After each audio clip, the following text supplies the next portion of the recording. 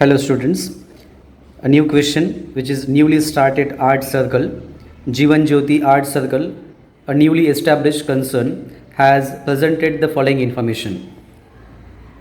Receipt and payment account they have given for us, and as you know all the receipt of the debit side of receipt and payment account goes to the income side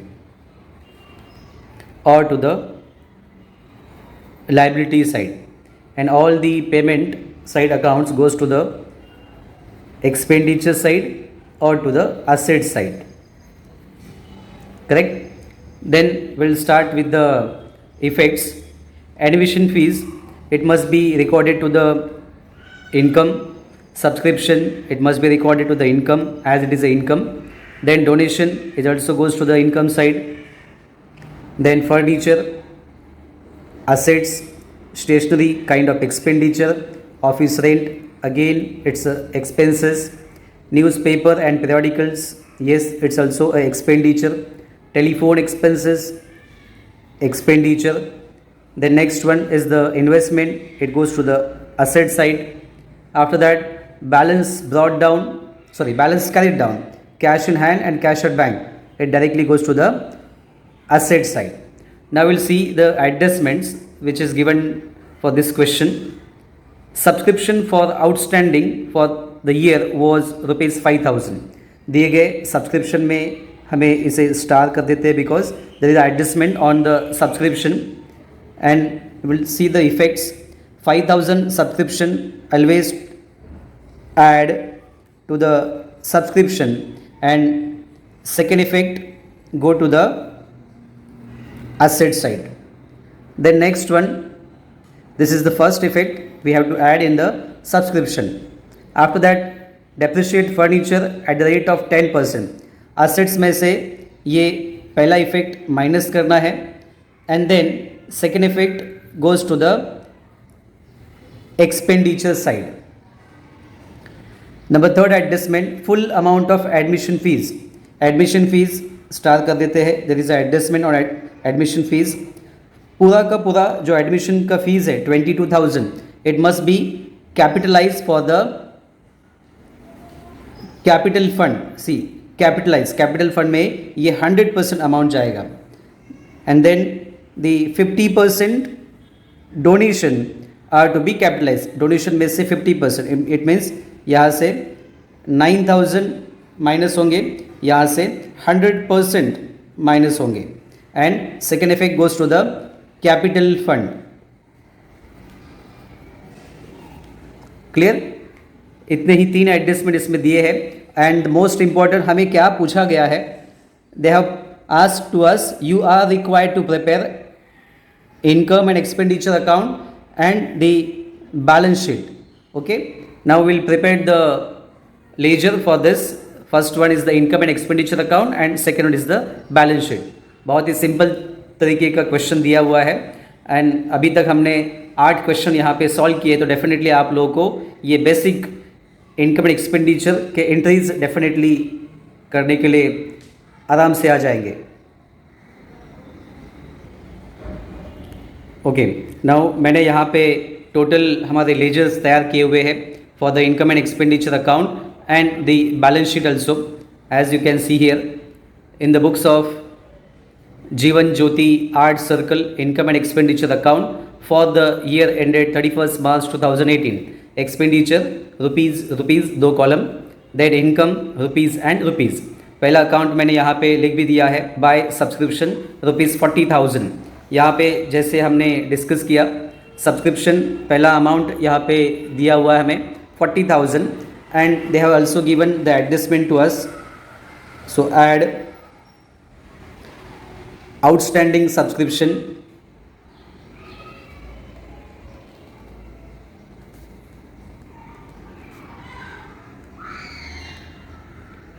subscription का amount यहाँ पे हमें add करना है 5,000. 5,000 को add करने के बाद डेफिनेटली हमें यहाँ पे 45,000 का अमाउंट मिल जाएगा. अभी इसका एक सेकेंड इफेक्ट भी हमें तुरंत यहाँ पे लिखना है.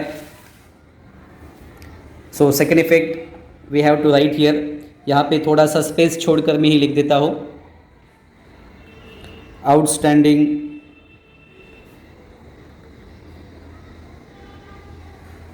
subscription amount is 5000. Okay, so first adjustment and the first effect is completed. Now we'll see the second amount they have given to us, that is the by admission fees.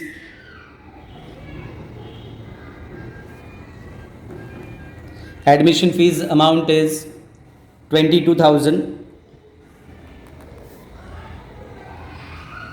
जैसे हमने अभी डिस्कस किया, यहाँ पे हमें third adjustment दिया है, full amount of admission fees are to be capitalize, इसलिए 100% अमाउंट हमें यहाँ पे कैपिटलाइज करना पड़ेगा. लेस कैपिटलाइज 22,000, आउटर कॉलम में अमाउंट आएगा nil, right. Then second effect we have to record it to the capital fund, इसलिए पहले हमें यहाँ पे कैपिटल फंड लिखना पड़ेगा, लेकिन यहाँ पर हमें कैपिटल फंड का अमाउंट दिया ही नहीं है, तो एज इट इज़ ये ऐसे ही लिख देते हैं ब्लैंक कैपिटल फंड, और उसके नीचे लिख देते हैं admission fees 22,000. So our first effect and the second effect is also completed. Then next they have given to us donation. Donation का अमाउंट भी इसी के नीचे लिख देते हैं, बाय डोनेशन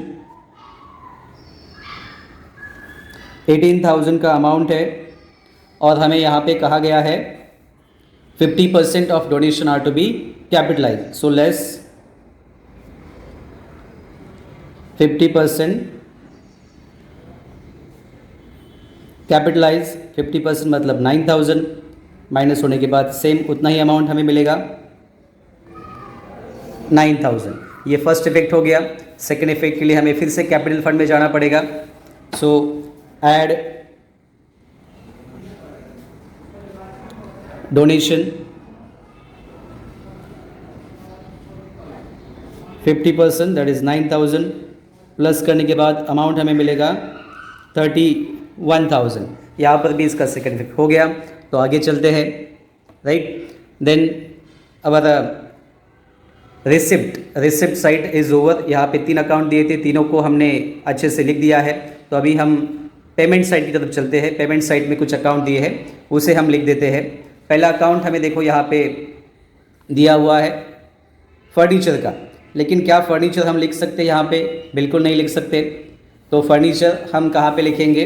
एसेट साइड में. सो फर्नीचर अमाउंट इज़ 12,000. हमने डेफिनेटली उसे स्टार किया हुआ है, और उसके ऊपर एडजस्टमेंट हमने कंप्लीट करना है. Less depreciation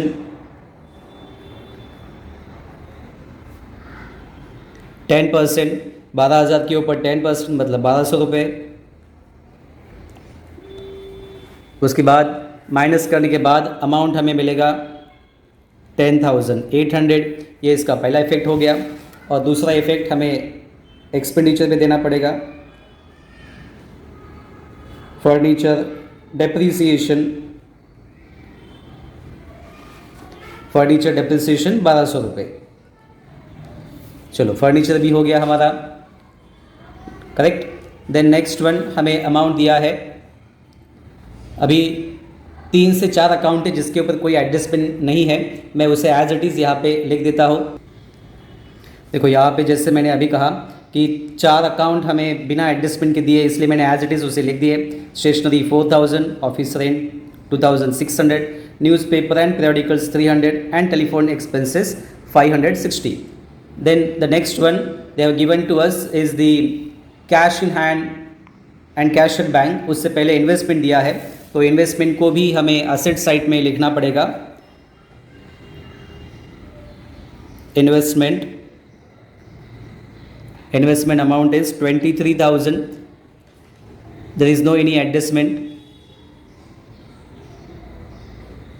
23,000. then the next one उसी के नीचे cash in hand and cash at bank.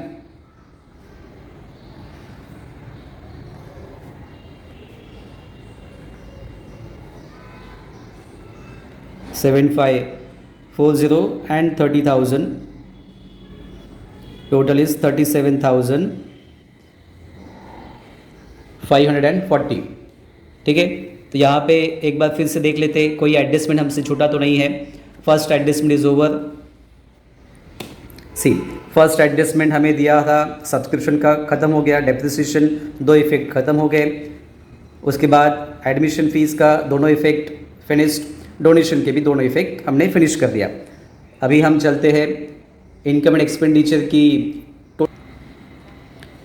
Okay, हमारे सारे एडजस्टमेंट ख़त्म हो गए थे. उसके बाद हमारा काम था कि इनकम की टोटल करें. तो इनकम की टोटल मैंने यहाँ पे कर दी है. टोटल आती है 54,000, इसलिए सेम टोटल हमने एक्सपेंडिचर में भी लिख दी है. And after making the total of expenditure I get the total 8,660.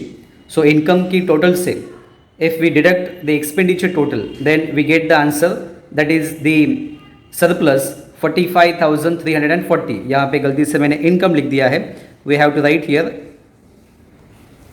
surplus amount is 45,340, excess of income over expenditure, and this total must be transferred to the capital fund. तो capital fund की तरफ हम आते हैं. Add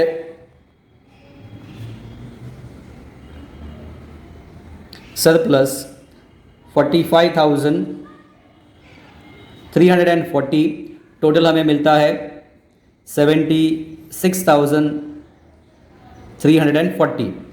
correct. There is no any other account to the liability side. तो जैसा कि आप देख सकते हैं यहाँ पे हमारा आंसर भी 76,340 ही मिलता है. एसेट साइड में भी सेम टोटल डेफिनेटली हमें मिलेगा 76,340. ठीक है, इस तरह से हमारा क्वेश्चन नंबर जो प्रॉब्लम नंबर 8 है वो भी यहाँ पे ख़त्म होता है. ठीक है. If you have any kind of comments तो आप मुझे कमेंट बॉक्स में सेंड कर सकते हैं, और अगर आपकी अलग कोई सजेशन है तो भी मुझे दे सकते हैं. और जैसा मैं हमेशा न्यू वीडियोस आपके लिए तैयार करता हूँ, वो देखने के लिए आप डेफिनेटली मेरे चैनल को सब्सक्राइब करो. ठीक है, अगले क्वेश्चन के लिए मिलते हैं.